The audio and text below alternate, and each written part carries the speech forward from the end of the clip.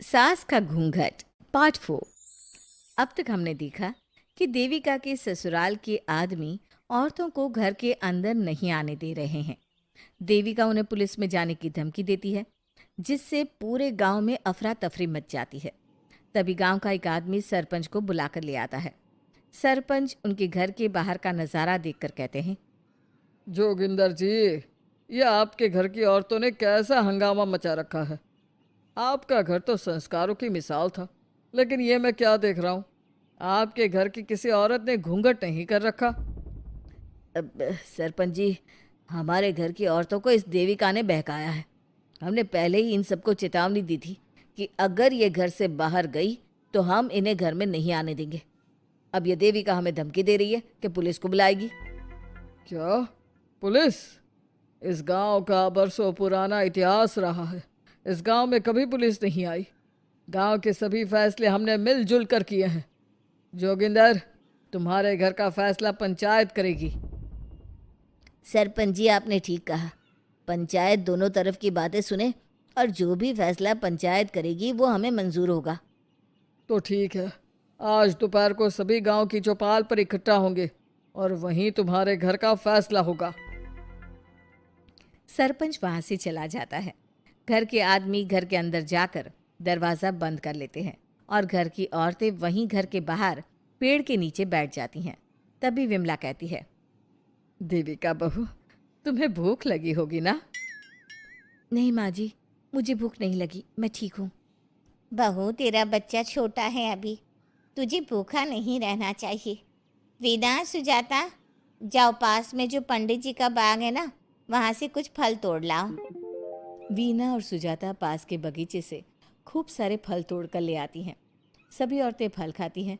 तभी देविका कहती है, आप सब घर से बाहर निकली, घूंघट उतार दिया तो इन मर्दों की इज्जत चली गई, लेकिन हम सब घर के बाहर भूखे प्यासे बैठे हैं। इस बात पर इन अहंकारी मर्दों को शर्म क्यों नहीं आ रही?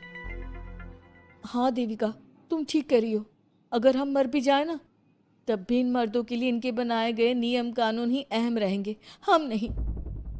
सुजाता भाभी, मुझे तो सबसे ज़्यादा सचिन पर गुस्सा आ रहा है। उसने मुझसे लव मैरिज की थी, क्या क्या वादे किए थे कि मेरा साथ कभी नहीं छोड़ेगा, और आज उसने मेरा साथ छोड़ दिया। अपने बच्चे को एक बार भी नहीं देखा उसने। देवी का वो शुरू से ही ना डरपोक रहा है। लेकिन इन सारी बातों को छोड़ो, मुझे तो इस बात की चिंता हो रही है कि पंचायत में न जाने क्या फैसला होगा। पता नहीं वो इंसाफ करेंगे भी या नहीं। वीना दीदी, आपको अभी भी पंचायत से इंसाफ मिलने की उम्मीद है? अगर इस गांव की पंचायत में सच में इंसाफ करने की भावना होती तो सरपंच जी अभी हमें घर के अंदर जाने देते। देखा नहीं कितना जहर उगल कर गए हैं हमारे खिलाफ। तो बहू, अब हम क्या करेंगे? पंचायत तो हमारे खिलाफ ही फैसला सुनाएगी। पहले तो हम अपनी सारी बातें रखेंगे। अगर ये लोग नहीं माने तो आपको वही करना होगा जो मैं कहूँगी। लेकिन एक बात आप याद रखना, किसी भी सूरत में हम झुकेंगे नहीं, क्योंकि हम सही हैं। देविका सभी औरतों को समझा रही थी। तभी वहाँ एक गांव वाला आता है। आप सभी को पंचायत में बुलाया है। उस गांव वाले की बात सुनकर सभी औरतें पंचायत में पहुंचती हैं। वो देखती हैं कि उस पंचायत में सारा गांव इकट्ठा हो गया है। बहुत सारी औरतें लंबे लंबे घूंघट करके वहां आई हुई हैं। तभी पंचायत की कार्यवाही शुरू की गई और घर के आदमियों से पूछा गया कि वो घर की औरतों को घर में क्यों नहीं रखना चाहते। हमारे घर की औरतें ना तो घूंघट उतारती है और ना ही किसी डॉक्टर से इलाज करवाती है, और हमारे मना करने के बाद भी इन सब ने घर से बाहर कदम रखा, हमसे ऊंची आवाज़ में बात की। हमने इन सबको चेतावनी भी दी, लेकिन इन्होंने हमारी बात नहीं सुनी। अब ये सभी औरतें हमारे घर में नहीं रह सकती। अब औरतें अपना पक्ष रखें। ये कानून की किस किताब में लिखा है कि औरतों को घूंघट करना चाहिए?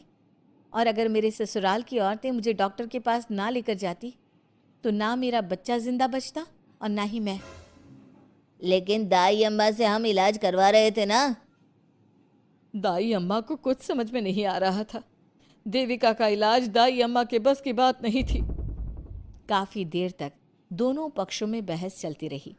दोनों एक दूसरे पर आरोप प्रत्यारोप लगाते रहे, लेकिन दोनों पक्षों की बात सुनने के बाद पंचायत ने जो फैसला लिया उसके लिए तो देविका पहले से ही तैयार थी। दोनों पक्षों की बात सुनने के बाद पंचायत ने यह फैसला किया है कि सारी गलती महिलाओं की है।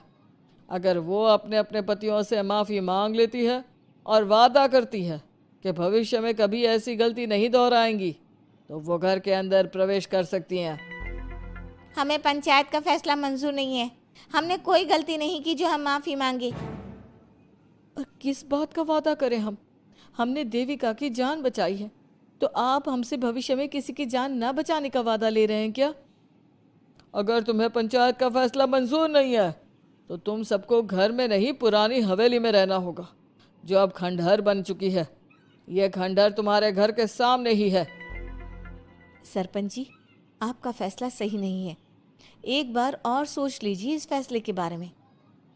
ओ शहर की छोरी, 4 किताबें क्या पढ़ ली, हमें सही गलत का पाठ पढ़ाएगी? तुझे पता नहीं कि पंचायत का फैसला यहाँ सदियों से चलता आया है और लोग उसी को मानते आए हैं। अच्छी तरह जानती हूँ सरपंच जी। अगर मैं चाहूँ तो आपके इस फैसले को कोर्ट की चौखट तक ले जा सकती हूँ। पुलिस को बुलाकर अभी घर के अंदर जा सकती हूँ। पंचायत और घर के आदमियों की शिकायत पुलिस में कर सकती हूँ और अपने बच्चे को उसका हक दिलवा सकती हूँ। लेकिन नहीं, मैं ऐसा नहीं करूँगी। मैं उसी खंडहर में रहूँगी और इस गांव के आदमियों को दिखा दूंगी कि औरत खंडहर को भी महल बना सकती है, और वो भी बिना किसी आदमी की मदद के। सारे गांव की औरतें देविका की बातें सुनकर हैरान हो जाती है। उनका जीवन घूंघट और घर की 4 दीवारी के बीच में ही था। कोई औरत अपने हक के लिए पंचायत से भी टकरा सकती है, ये बात उन्होंने पहली बार सुनी थी। अब देविका घर की औरतों के साथ खंडहर में चली जाती है। माँ जी, ये खंडहर तो काफ़ी पुराना है। भाभी, खंडहर पुराने ही होते हैं। मुझे तो डरावना भी लग रहा है। मैं डर की वजह से कभी इस खंडहर के आसपास भी नहीं आई, लेकिन मुझे क्या पता था कि एक दिन इसी में रहना पड़ेगा। ये तो टूटा फूटा भी पड़ा है। माँ जी, एक काम करते हैं, ये खंडहर तो काफ़ी बड़ा है, इसलिए एक हिस्से की साफ सफाई करके उसे ही रहने लायक बना देते हैं। बाद में धीरे धीरे पूरा खंडहर ठीक कर लेंगे। हाँ बहू, तुम ठीक कह रही हो। विमला भाभी और मैं इस खंडहर के टूटे हुए हिस्सों पर मिट्टी और ईंटें लगा देते हैं। सुजाता और विना, तुम साफ सफाई कर लो। सभी औरतें मिलकर खंडहर के एक हिस्से को सुधारना शुरू कर देती है और काफ़ी देर तक मेहनत करने के बाद वो उस हिस्से को काफ़ी हद तक अच्छा कर लेती हैं। और इसी तरह रात हो जाती है। सभी औरतें बैठकर बात करती है। माँ, हमने इस खंडहर को घर तो बना दिया है, लेकिन ये घर चलेगा कैसे? हाँ माँ जी, मैं भी यही सोच रही हूँ। और हम सब तो बड़े हैं, गर्मी सर्दी भूख कुछ भी आसानी से बर्दाश्त कर सकते हैं। लेकिन देविका का बेटा बहुत छोटा है, उसे तो हमें अच्छी तरह से पालना होगा ना। मैं भी यही सोच रही हूँ कि आगे हमें क्या करना चाहिए। कम्मो और मैं मिलकर मिट्टी का चूल्हा और मिट्टी के बर्तन बना देते हैं। कुछ दिन के लिए खाने का इंतज़ाम भी हो जाएगा, क्योंकि यहाँ पर खेत और बाग बगीचे आसपास ही है, कहीं से कुछ भी ले सकते हैं। पहले आप मुझे ये बताइए कि आप सब लोगों को आता क्या है? मतलब कोई ऐसा काम जिसका आपको शौक हो, जो आपने बचपन से किया हो। बहू, तेरे दिमाग में चल क्या रहा है? माँ जी, बहुत कुछ चल रहा है। बस अब हमारा सारा ध्यान इस बात पर होना चाहिए कि हम अपने लिए अच्छे से अच्छा क्या काम कर सकते हैं। आप सब हिम्मत से और समझदारी से काम लो, फिर देखना हम इस खंडहर को भी महल बना देंगे। इसके लिए सबसे पहले हमें आत्मनिर्भर बनना होगा। देविका सभी को समझा रही थी, तभी उसका बेटा रोने लगा। उसने अपने बेटे को गोद में उठाया और उसे चुप कराने लगी। अब देविका के सामने सबसे बड़ी चुनौती थी कि वो किस तरह से ससुराल की औरतों को आत्मनिर्भर बनाए और किस तरह से अपना घर चलाए। हमारे प्यारे दर्शकों, अब आप बताइए, देविका और घर की सभी औरतों ने अपने पतियों से माफी ना मांगकर सही किया या गलत? क्या उनका खंडहर में रहने का फैसला सही था? अब देविका को क्या कदम उठाना चाहिए, हमें कमेंट में ज़रूर बताना। हमारी कहानी को लाइक, शेयर और चैनल को सब्सक्राइब करना मत भूलना।